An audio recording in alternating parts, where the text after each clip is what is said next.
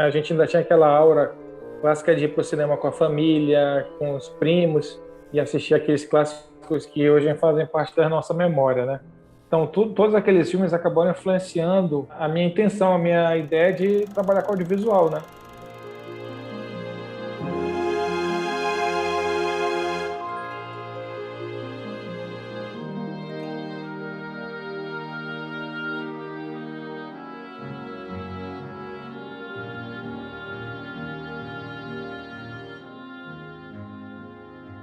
Tem uma pegada muito interessante também com a questão da publicidade. Eu gostava muito dos comerciais antigos e isso me levou para fazer o curso de comunicação social com publicidade e propaganda, mas sempre no viés de trabalhar com produção audiovisual. A Central do Brasil foi um filme que tocou muito a gente naquele período de transição para o início da faculdade, mas assim, um filme que da minha adolescência que eu gostei muito, que talvez foi um grande motivador de trabalhar com audiovisual, foi o Incrível Exército Brancaleone. Então, dificilmente aquilo que eu boto na ponta do lápis no início de um projeto audiovisual, de documentário, dificilmente ele vai chegar naquela mesma forma no final, porque a gente depende de muitos personagens, de muitos fatores.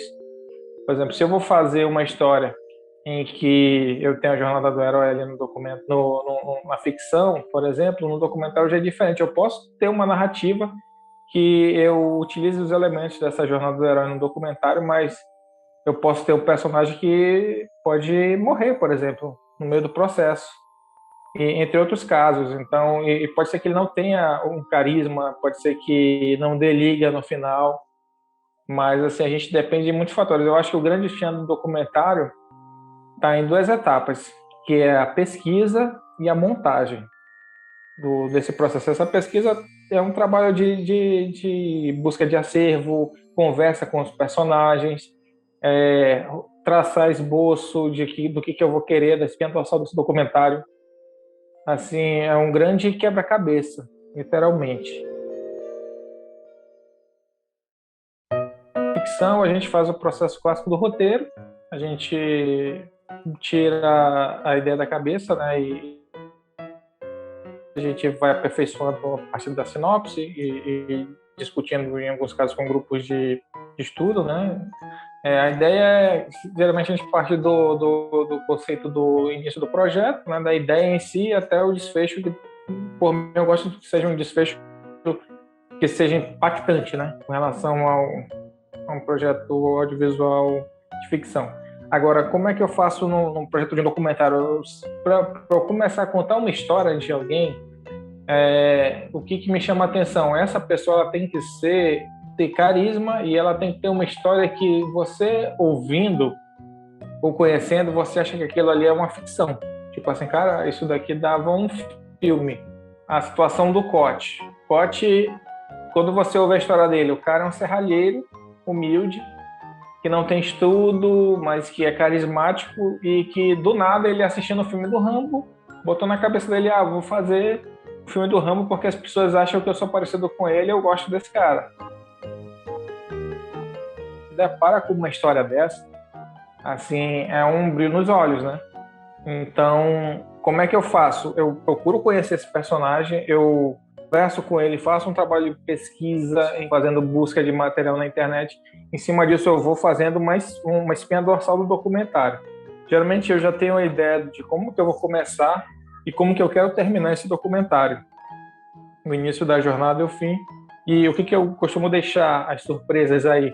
É nesse processo de gravação, de conhecimento, essa jornada em que porque a gente não tem controle do que as pessoas vão falar, do que vai acontecer nesse processo.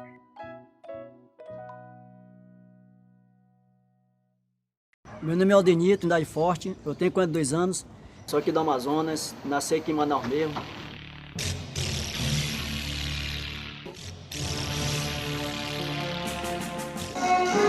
Rambo 2, ação! Como é que surgiu a história do Cote? O Cote, eu sou morador, né, fui criado no bairro do São Jorge. E desde a minha infância eu ouvia falar que tinha um cara, nos anos 90, nos anos 80 e 90 ali, que fazia filme do Rambo e pulava lá no Igarapé do bairro, que já era poluído naquela época, e a gente olhava, cara, que história doida. E era uma lenda no bairro. Koch. Eu não conhecia, nunca tinha visto Koch na vida, mas aquilo ficou marcado na minha mente. E eu comecei a fazer filmes de forma trash, né, através da Hiperfilmes, do nosso grupo. E numa entrevista que a gente estava dando, eu citei essa memória que eu tive com relação ao Koch, que foi o pioneiro do cinema trash no Amazonas. E foi quando os amigos dele, os vizinhos, me procuraram falando que eles estavam fazendo um filme do Shiva de novo. Eu, caraca, eu quero conhecer o Koch. Aí foi quando eles me apresentaram. O Koch tinha feito 2 filmes nos anos 80, 90. E eles estavam fazendo o 3º filme ali. Os amigos que tinham a mesma faixa etária e que recordaram a história do Koch e resolveram fazer um filme, tipo, também na bagunça com o Koch. O Koch topou e eles fizeram um filme, O Rápido do Jaraqui Dourado, e me chamaram para assistir e conhecer o Koch. Aí quando eu sento, assisto aquele filme, feito de forma artesanal, bem amadora, mas feito com paixão, e quando termina aquela obra, e eu tô assistindo do lado do Koch, e o Koch é carismático, para quem conhece, é um cara super simples. E quando termina o filme, a cena final é ele voltando a ser serralheiro. Ele terminou, resgatou o Jaraqui Dourado, lá o amuleto dos indígenas. Ele estava soldando umas grades no filme. Na cena final, aí ele olha para mim e fala: eu quero fazer isso, meu sonho é fazer cinema. Um dia eu ainda vou fazer um longa-metragem. Aí na hora, a gente, como é publicitário, né, acende a luzinha, pumba, puta ideia para contar através de um documentário, né? Aí foi quando eu juntei, conversei com alguns amigos. Na época o Thiago me conseguiu uma câmera e a Salina também me ajudou para conseguir essa câmera junto com o Thiago, né, uma PD. Aí eu comprei 2 fitas mini DVs, foi R$50 o custo do documentário. O Koch topou e na semana seguinte a gente estava gravando com ele pelo bairro.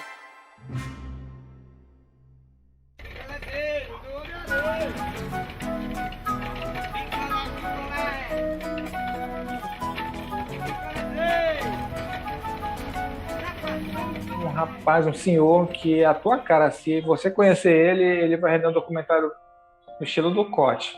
Aí eu me apresentei, ele contou a história. E um dia eu fui lá no feirão de carros, e quando eu vejo ele lá num sol de 10 horas da manhã, todo vestido de Homem-Aranha, quente pra caramba em Manaus, ele super alegre no picolé dele. Aí na hora, pô, esse cara é carismático, gente boa. Então a gente conversou com ele contou a história dele, e dali você tinha um filme de superação também, né? E foi a mesma coisa, um processo de pesquisa que foi mais demorado.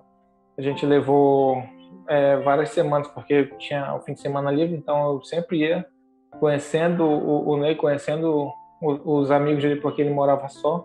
E a gente vai conquistando, a gente vai ganhando a confiança do personagem, no bom sentido, que você vai gerando uma relação ali de confiança, e ele vai te contando as histórias. Então isso facilita muito para você, e isso você vai criando a ideia de como você quer abordar, porque eu já tinha feito a proposta do documentário do Rambo de um jeito, eu queria fazer a do Ney diferente.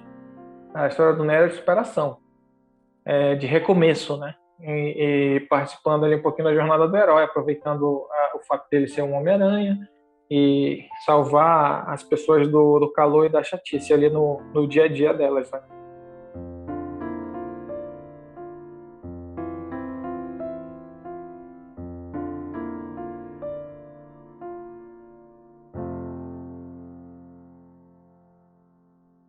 O festival em si, o Amazonas Film Festival, ele foi muito importante na formação e como janela para os produtores audiovisuais daqui.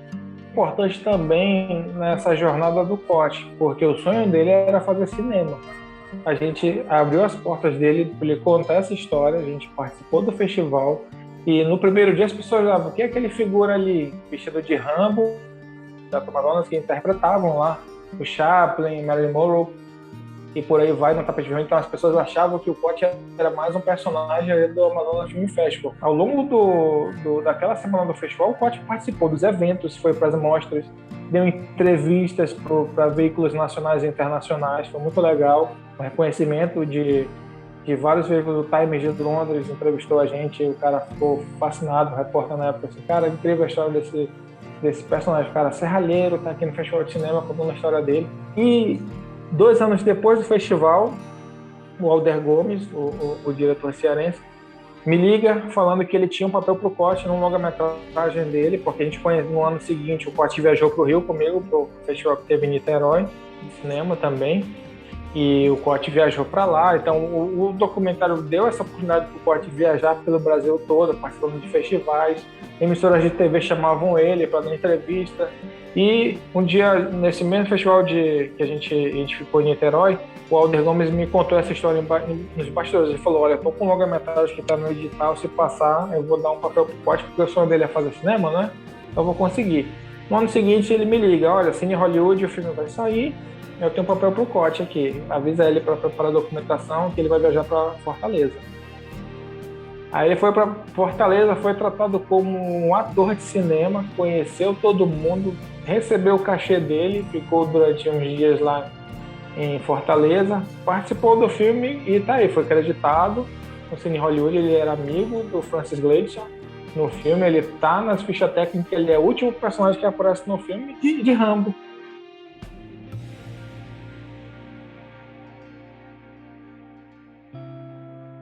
Quando você olha o que você vivia até início de março de 2020 e o que a gente está vivendo até hoje, é um filme de terror, literalmente. Terror psicológico total.